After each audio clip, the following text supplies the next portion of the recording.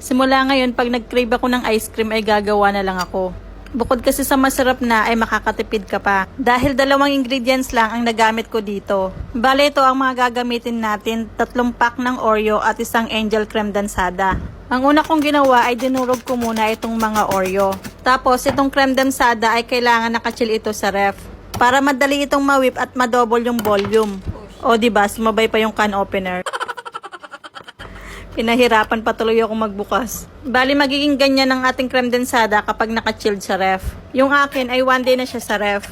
Tapos isalin lang natin siya sa isang mixing bowl. Then i-whip ko lang ang aking creme densada gamit ang aking hand mixer hanggang sa madoble siya.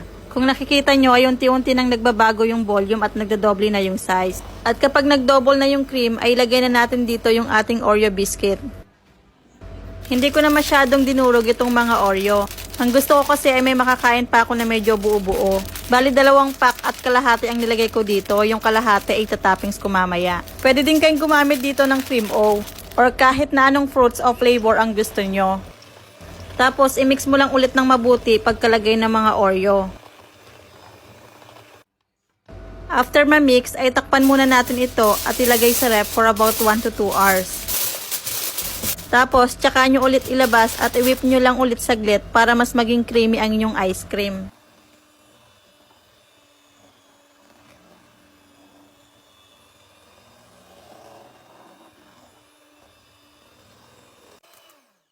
Pagkatapos ma-mix ay ilipat na sa container or kahit na anong lalagyan na meron kayo. And then, pina-flatten ko lang para maging pantay siya. Tapos lalagyan ko na siya ng toppings. Ito yung kalahating biscuit ng Oreo na tira ko kanina. Hindi pa to ice cream, ginagawa ko pa lang, gusto ko nang kainin. Tignan nyo naman, itsura pa lang, sarap na. Tapos takpan lang natin ulit at freezer ng 24 hours or hanggang sa tumigas ang ating cookies and cream ice cream. After 24 hours, ayan, matigas na yung ating ice cream. Naku, siguradong magugustuhan ito ng mga bata. Tingnan nyo naman, napaka-creamy at sobrang sarap nito. Sigurado pag natikman mo to, palagi ka nang gagawa at hindi ka na mabibitin sa ice cream.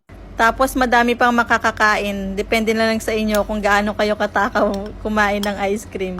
Matagal na nga nire-request sa akin to, hindi ko lang magawa, wala kasing time. Dito kasi sa bahay, after kumain, gusto may pang imagas.